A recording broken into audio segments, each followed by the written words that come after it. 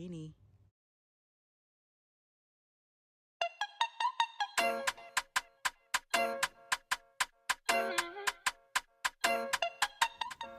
Hey everybody, welcome back to a brand new video. So we are back again, and as you can see, I am going to be doing a gender reveal setup, boy or girl. As you can see, I'm using blues and pinks, and let's just get right into it. So we're gonna start by putting the circle frame together. This was actually gifted to me. I'll look at the box and tell you the exact brand, and I do know it is from Amazon though.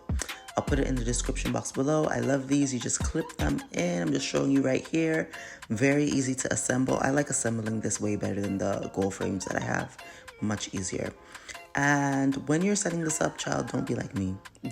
Don't and struggle. Just lay it down on the ground flat and it will be much easier. Not like me struggling here, right? Like, yeah, not it.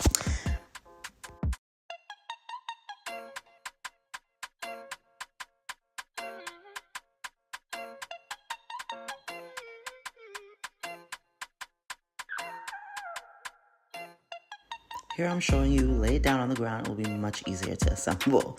It comes with these weights as well. You fill them up with water and yeah, they serve as weights.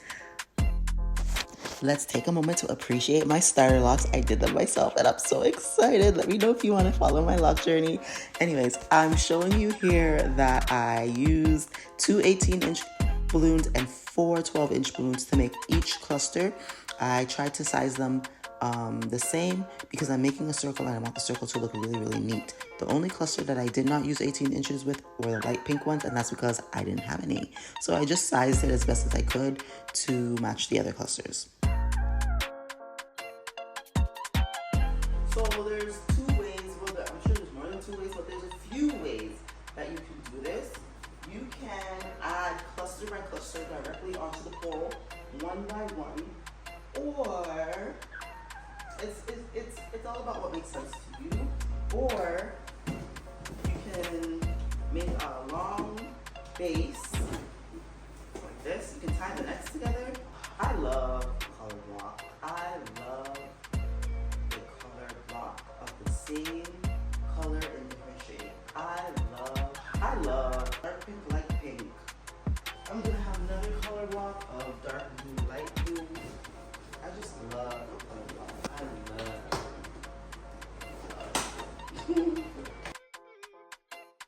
So in case you guys didn't get that, I love me a color block.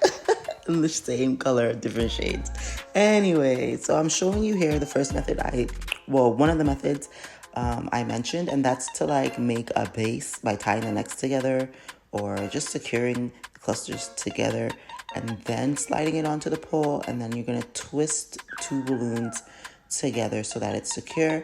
I decided that I was just gonna stick with the first one that I mentioned, and that's just adding the clusters one by one, still twisting two balloons together around the pole rather to secure it. Also, you'll notice when I twist the balloons together, I'm also pushing the balloons together so that they're nice and snug, so there's no gaps in between each cluster, and the ring will look nice and full. Go ahead and play with the balloons. If you notice like the circle was looking a little out of shape over there, go ahead, fiddle with the balloons, twist them around until you get your desired shape.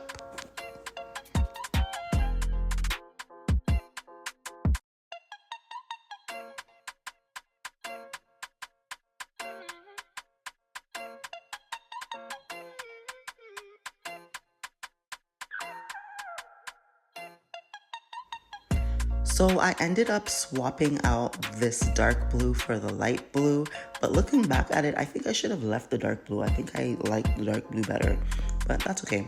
It didn't make like a huge difference. It still looked great in my opinion. Okay, let me just shimmy on in these tights a little bit. Ciao. So now I love how this looks, but I'm gonna love it even better if I make it a little bit fatter, a little juicier, a little more plump.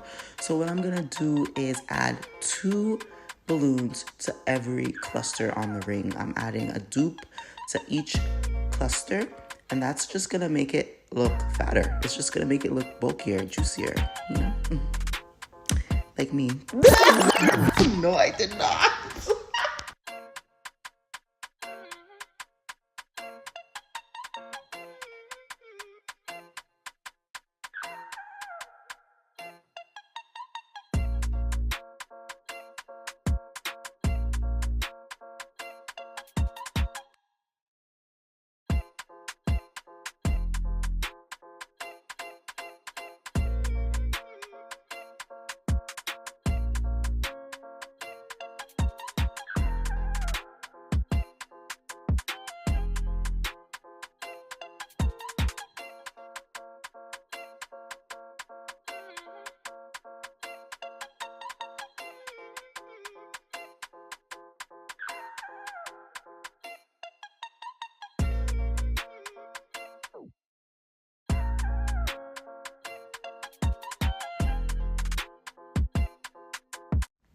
So, like any setup that you do when you're creating, you want to just step back, take a look at your work, and look at the overall shape, look at when you want to make fixes to, what you like, what you don't like, and go ahead and adjust accordingly, which is exactly what I am doing here.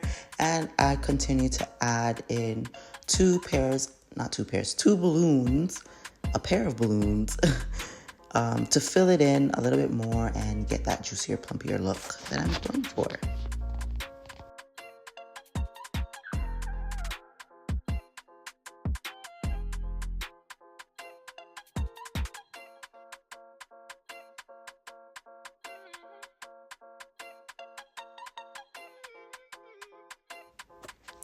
That one corner, well, I know circles don't have a corner, but that one side of the circle was really giving me a hard time. Like, I just didn't like the way the balloons were settling.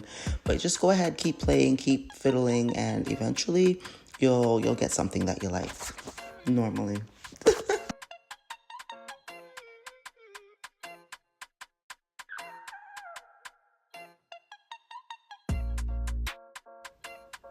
So I thought I was recording when I was doing the 5 inches, but apparently not, because I didn't find the footage.